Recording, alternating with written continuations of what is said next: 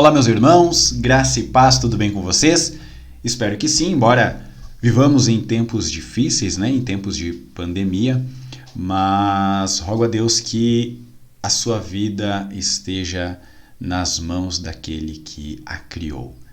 Amém?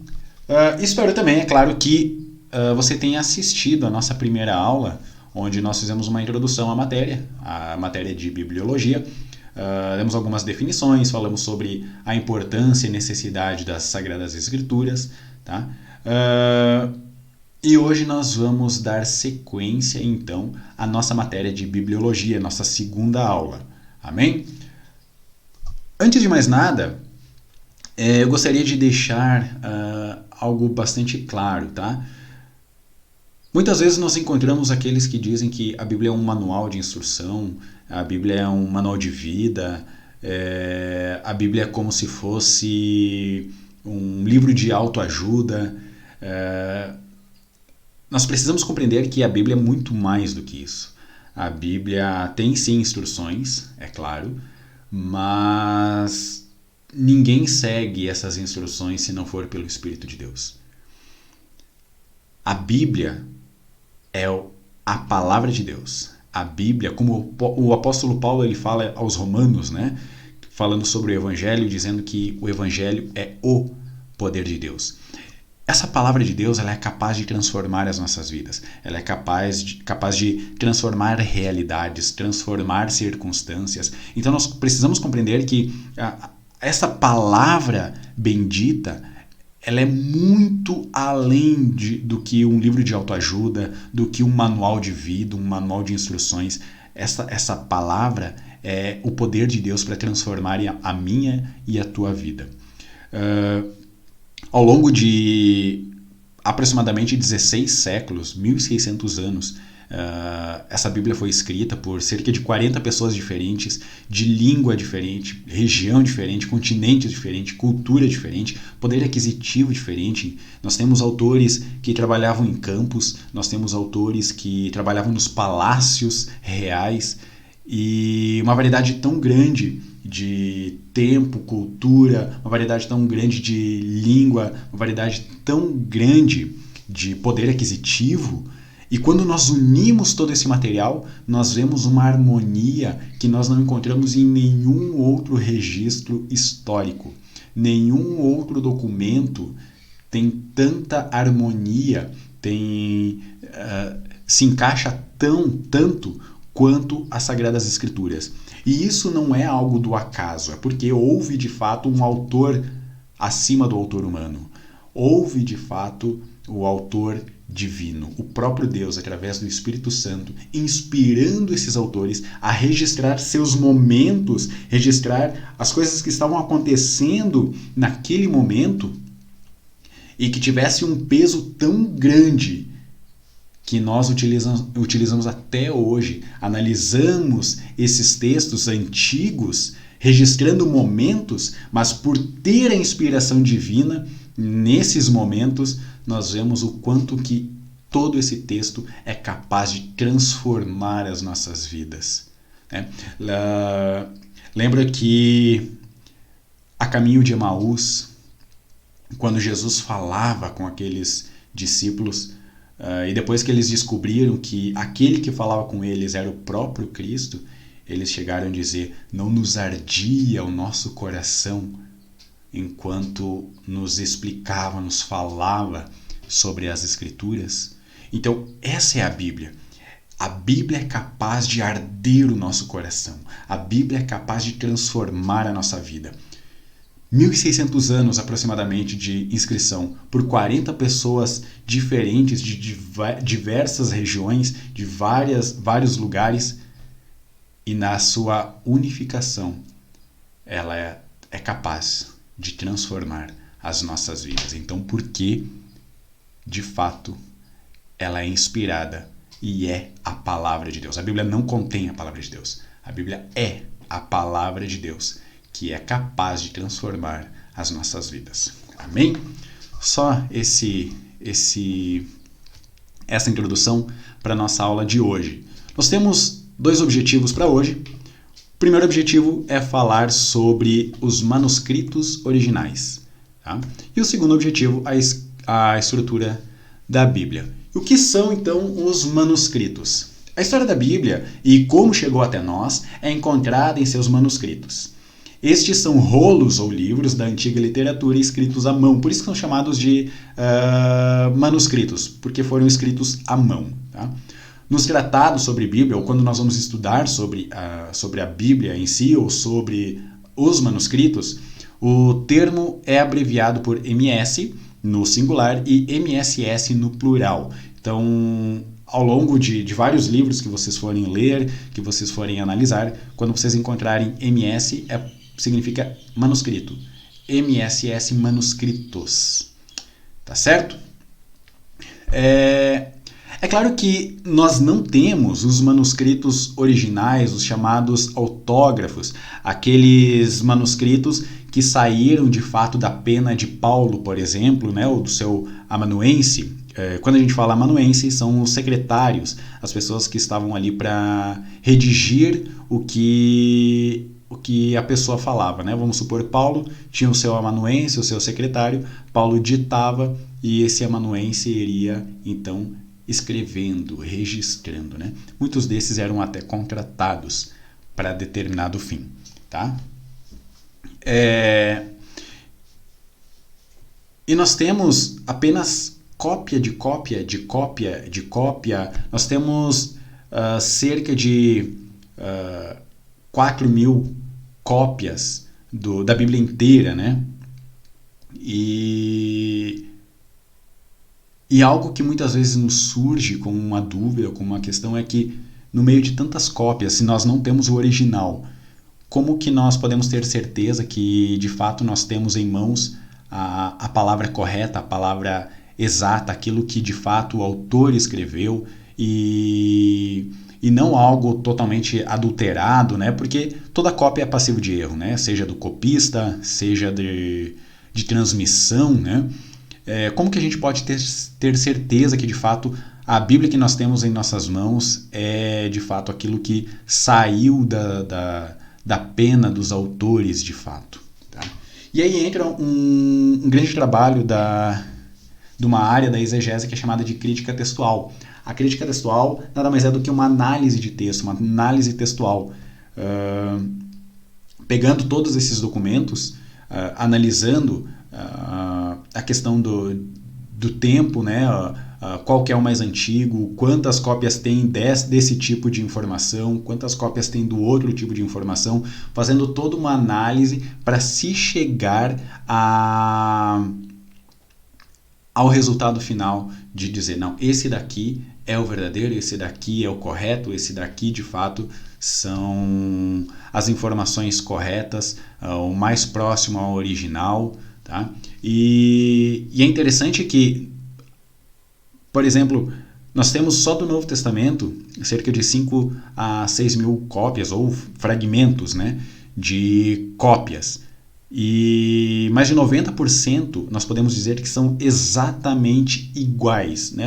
Cerca de 90% são exatamente iguais, né? Variações mínimas que assim, não alteram em nada as doutrinas. Tá? E a gente vai falar isso em outra aula, quando nós falarmos sobre as traduções e a sua preservação. Tá? Nós temos alguns materiais que são chamados de aparato crítico, onde pegam um texto, informa, né, este texto, este versículo tá diferente, está assim em determinado manuscrito. Em tal manuscrito ele diz uma coisa, em outro manuscrito ele diz outra coisa, mas em nada ele altera as doutrinas, em nada ele altera. Pode alterar um O e um A, por exemplo, pode alterar um singular e um plural, pode alterar pequenas coisas, né? Mas que para nós não tem diferença, não tem muita diferença, né, do que nós temos em nossas mãos. Então nós podemos estar certos de que o que nós temos em nossas mãos são um texto fidedigno. Só para vocês terem uma ideia, olha só, nós temos vários autores ou vários escritos antigos. Tá? Aqui eu tenho uma lista de autores, tá? Por exemplo, Plínio, o Platão, o Heródoto, né, que é muito famoso, a data da escrita, né, que o período em que foi escrito esses documentos, a cópia mais antiga encontrada, tá? O tempo entre o original e a cópia, o número de cópia e a exatidão. Tá? Então, vejo que nenhum outro documento antigo tem a quantidade de cópias que o Novo Testamento tem. Nenhum outro documento. Nós temos cerca de 5.600 cópias do grego. Tá? Vamos dizer entre 5 e 6 mil, né? Porque nós temos muitos fragmentos também. Tá? E nós podemos dizer que nenhum outro documento tem a exatidão, a tamanha exatidão quanto nós temos os escritos do Novo Testamento. Então, e nenhum outro autor ele é questionado, nenhum outro autor é colocado à prova, né, porque não tem a tamanha exatidão quanto tem os escritos do Novo Testamento. O Antigo Testamento ainda tem maior exatidão, até porque o número de cópias são menores, e nós temos um trabalho muito mais preciso dos copistas do que do Novo Testamento, tá certo? Então, podem ter certeza, podem ficar seguros, tranquilos, porque aquilo que vocês têm em mãos, se não é 100% do original, é muito próximo disso. E as mínimas variações que se tem não interferem em nada na nossa doutrina, não interferem em nada na veracidade das Escrituras. Amém? Mas nós vamos falar disso um pouco mais para frente, ou em outra aula, melhor dizendo, né? Qumran foi muito importante na questão dessa conferência desse texto, né, na crítica textual. Foi muito importante porque muitos escritos que se tinham até então eram escritos do século II, século III, eram escritos muito mais recentes, né?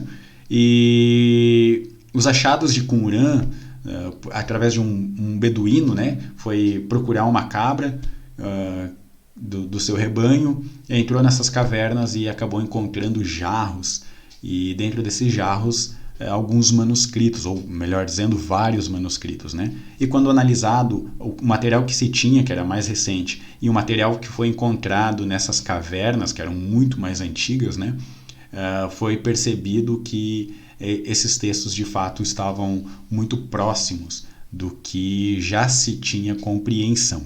Tá? Então, os achados de Qumran foram achados extremamente importantes para mostrar ou para validar ainda mais essa veracidade bíblica. Tá? Sem contar que ao longo da história, inclusive, muitos manuscritos eles foram destruídos. Né? Antíoco Epifânio é alguém que destrói muitos manuscritos. Diocleciano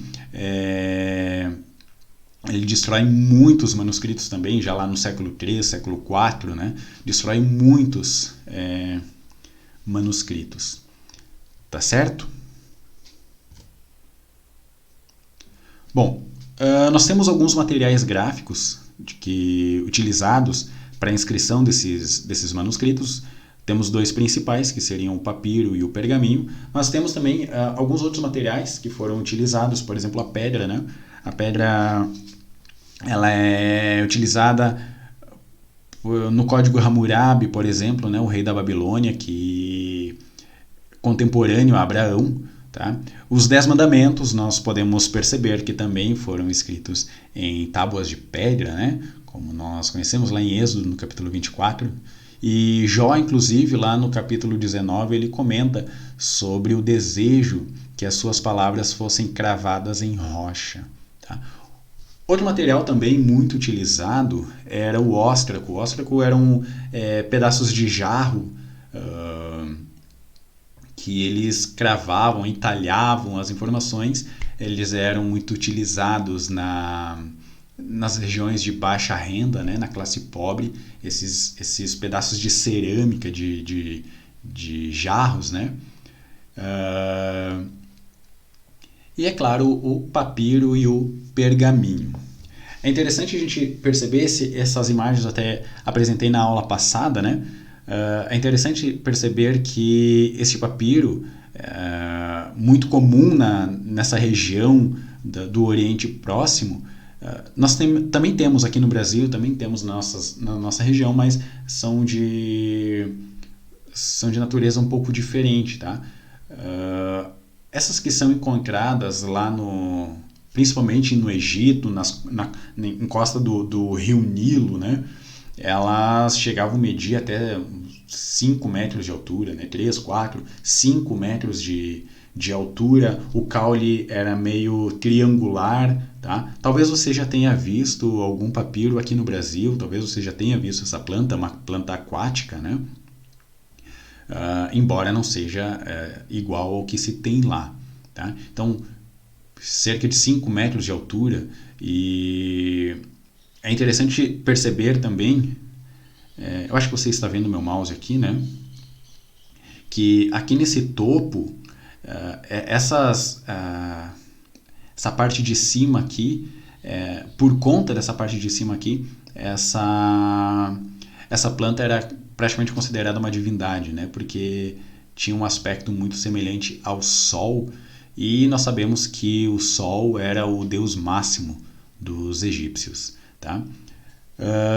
Essa planta era utilizada não somente para a fabricação do papiro, a fabricação deste material para inscrição, tá? Mas ele era utilizado também para alimentação. Eles faziam suco de papiro, também utilizado mais nas classes pobres, né? Nas classes de baixa renda. Cordas de embarcação, né?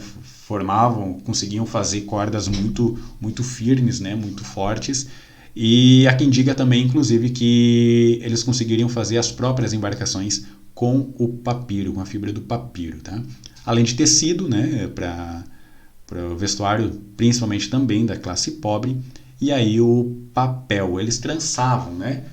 Filetavam esse caule e trançavam, colocavam uma quantidade numa orientação, uma outra quantidade numa outra orientação, prensavam este material, deixavam ali por um longo tempo, prensando, depois colocavam no sol para secar toda essa quantidade de fibra, toda essa quantidade de filetes, né, desse caule, acabavam se juntando e formavam um único material, e o que era utilizado, né, para escrita. Ele é muito comum no Egito, cerca de 3000 a.C. eles já utilizavam isso, e o lugar que mais se encontrava era na encosta do rio Nilo, tá? O termo papiro deu origem ao que nós conhecemos hoje também por papel, que foi inventado já no século II pelos chineses. E aí é claro que lá no século XV, em 1450 aproximadamente, veio a chamada prensa de Gutenberg, que aí facilitou muito o trabalho dos copistas, né? Onde se pegava um material e conseguia fazer essas cópias desses materiais. Tá certo? Bom, depois do papiro veio então, muito mais recente do que o papiro, né? Os pergaminhos. Os pergaminhos eram basicamente peles de animais, tá? Onde eles lavavam, poliam, né? Peles de ovelha, cabra, antílopes, muito comum na região de Pérgamo, embora existia antes a utilização, né? Mas Pérgamo deu uma importância muito grande, um valor muito grande ao pergaminho, justamente pelo fato de que Antíoco Epifânio ele acaba proibindo a exportação de papiro do Egito, tá? Então, como eles estavam no desenvolvimento de uma biblioteca, que o desejo deles era que conseguissem formar uma biblioteca maior, inclusive, que é de Alexandria, no próprio Egito, né? Eles acabam então aperfeiçoando a técnica do pergaminho, e ele se torna um material muito mais resistente e mais duradouro, né? Também. Então, a evolução desse papiro para a utilização do pergaminho foi muito importante para a preservação do texto bíblico também, tá? Entre os materiais para inscrição, eles utilizavam, para a questão da cerâmica, né, para o barro, eles utilizavam uma espécie de um estilete de metal, né, ou utilizavam um cinzel. O cinzel é um instrumento de ferro que eles utilizavam para entalhar. Utilizavam pena, que é chamado de pena, mas era da própria folha de junco, né, da própria planta, né, de junco. E também, muito utilizado era a tinta. A tinta tinha uma variedade muito grande de confecção dessa tinta, mas uma forma muito comum de utilização era uma pedra negra, que era uma espécie de um carvão, onde eles diluíam na água para conseguir utilizar então essa tinta. Tá certo? Duas formas de inscrição que nós encontramos nesses textos antigos, nesses pergaminhos encontrados.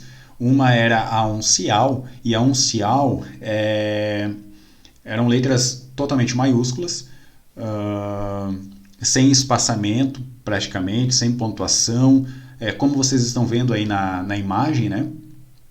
Era um texto único, corrido, e é a partir desses textos unciais que eram feitas as traduções, tá? Então, um trabalho muito árduo, muito difícil, e nós louvamos a Deus porque houveram e ainda existem pessoas que trabalham nessas traduções e pegam esses materiais e deixam mastigadinhos para nós, né? Eles eram utilizados muito dessa forma pelo alto custo de inscrição, o alto custo de utilização deste material para inscrição, para cópias e tudo mais, tá? Algo que muitas vezes nós não levamos em consideração, até porque nós não temos o devido conhecimento, mas quando nós olhamos as cartas de Paulo, por exemplo, nós não levamos em consideração o alto custo que ele tinha, tanto por conta do papiro, do pergaminho, que era caro, né? Era o custo de um animal, né? Muitas vezes o custo até de um amanuense, né? De um secretário, que em muitos momentos eram contratados para escrever, porque eram profissionais na escrita.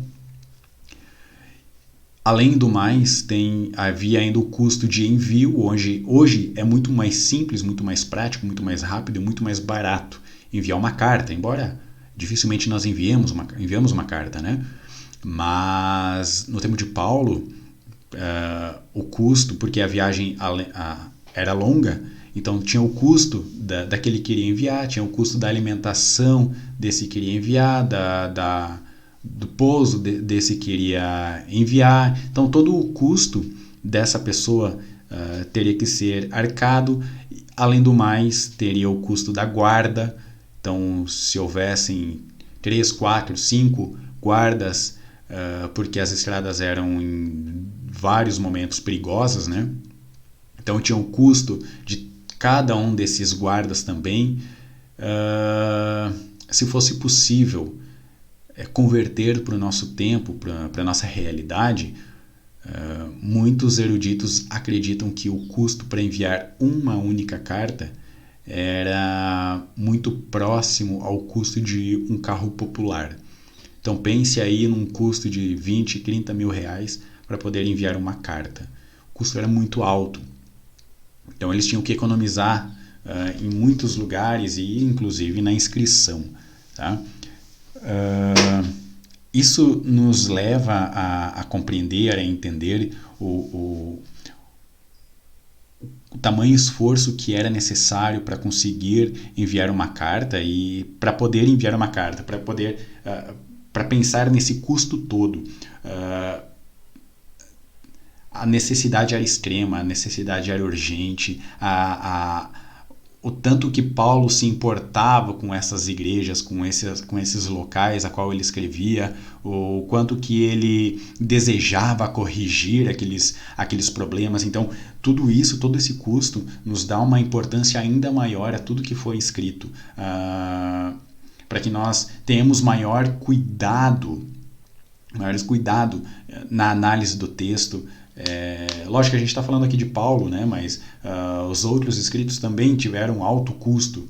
Então, venhamos valorizar cada texto, cada ponto, cada vírgula, venhamos valorizar tudo isso, porque o custo foi muito alto, tá? O custo foi muito alto para redigir cada carta, para enviar cada carta. Então, é porque de fato tinha uma necessidade extrema para que esse envio pudesse ser realidade, tá certo?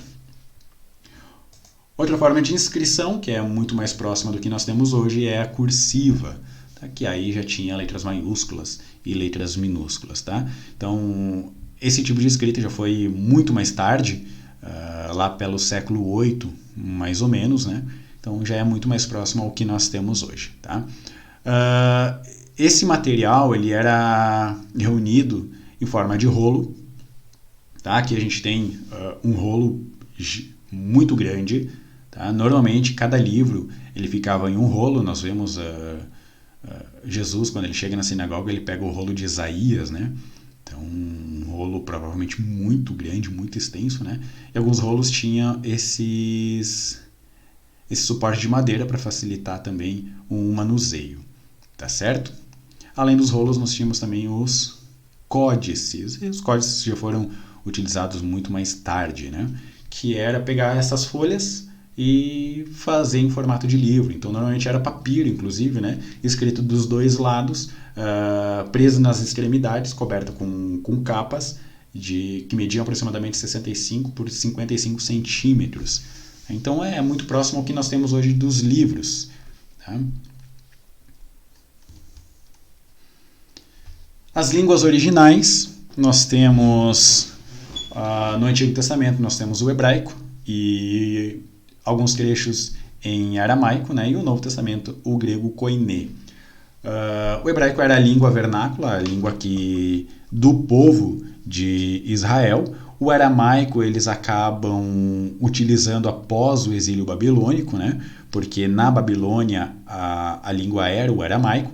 Então nós vemos trechos de Esdras, Jeremias, de Daniel, que eram pessoas exílicas ou pós-exílicas, né?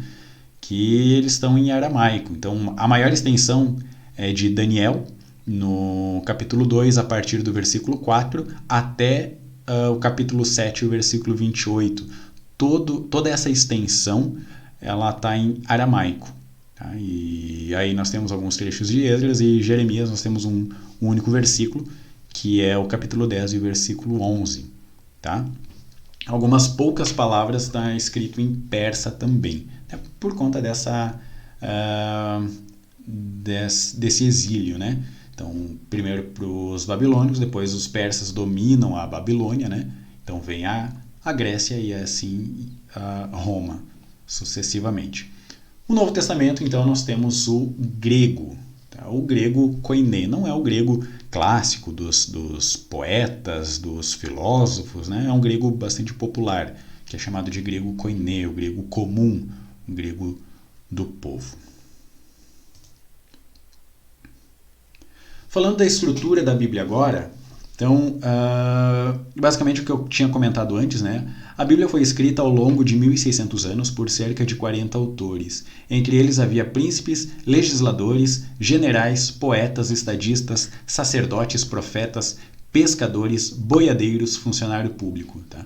O cenário, o local e o ambiente em que escreveram também eram diferentes. Alguns estavam nas cidades, outros no campo, nos palácios, em ilhas, prisões, desertos e no exílio.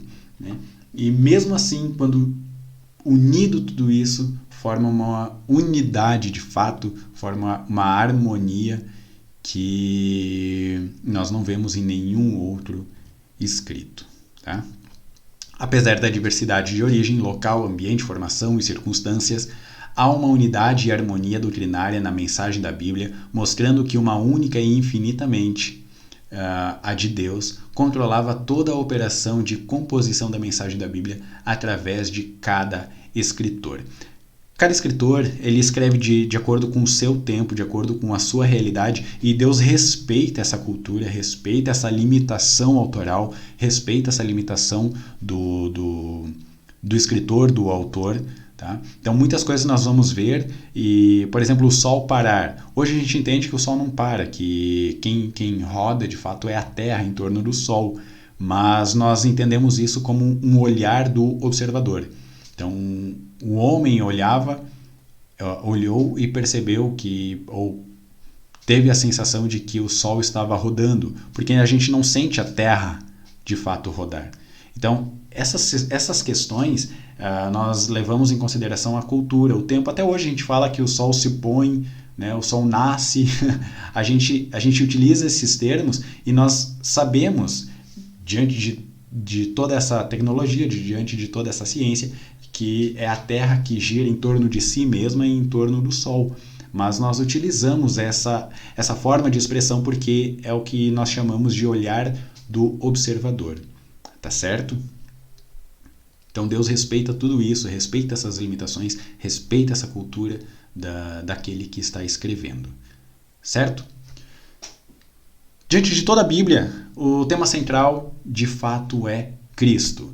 A preparação, nós podemos dizer que o Antigo Testamento trata dessa preparação do mundo para o advento, ou para a vinda de Cristo, do Cordeiro. Tá? A manifestação, então os evangelhos tratam dessa manifestação de Cristo ao mundo como Redentor. A propagação, que Atos dos Apóstolos então tratam da propagação de Cristo por meio da igreja.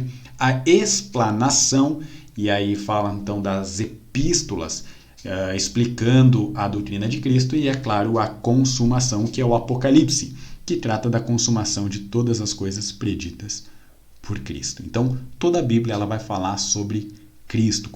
Voltando ao texto, né, dos discípulos a caminho de Emaús, então Jesus ele discorre a Bíblia, né, e para falar dele mesmo, para falar que aqueles lá atrás no Antigo Testamento estavam falando dele, estavam preparando o caminho para ele. Né? Quando Jesus questiona os fariseus falando que eles observam as Escrituras imaginando ter nela a vida eterna, né? Jesus diz, e são as Escrituras que falam de mim. Né? Então vocês olham para as Escrituras porque vocês têm nela a vida eterna, mas vocês não estão entendendo que essa Escritura que vocês analisam, que vocês estão buscando a vida eterna, de fato está falando de mim. Então, a Bíblia como um todo fala de Cristo. A preparação no Antigo Testamento, a manifestação nos Evangelhos, a propagação em Atos dos Apóstolos, a explanação nas Epístolas e a consumação no Apocalipse. Tá? Quando nós falamos de divisão, nós sabemos que a Bíblia temos 66 livros ao todo, né, dividido em Antigo Testamento. A abreviação, a sigla é AT, né?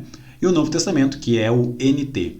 O Antigo Testamento é composto por 39 livros, enquanto o Novo Testamento de 27 livros. Lembrando que a Bíblia ela não foi escrita com as divisões que nós temos hoje de capítulos e versículos. Tá? Então os capítulos eles foram inseridos lá em 1250 aproximadamente, e os versículos em duas partes, em duas fases. Em 1445, os versículos do Antigo Testamento, e em 1551, os versículos do Novo Testamento.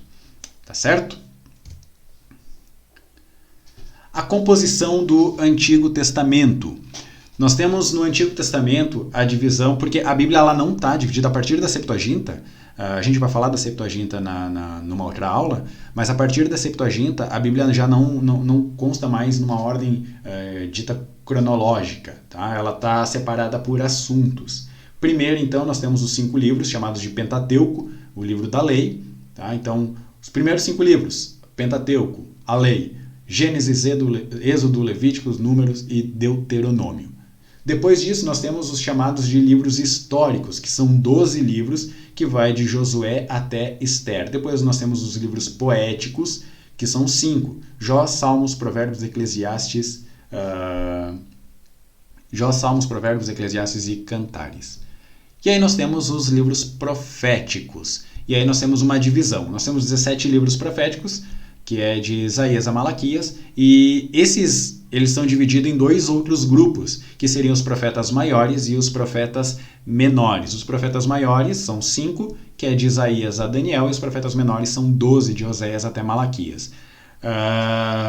Quando eles são chamados de profetas maiores e profetas menores, não quer falar da sua importância, da sua relevância, não está falando em relação a... porque Isaías é mais importante do que Oséias, não.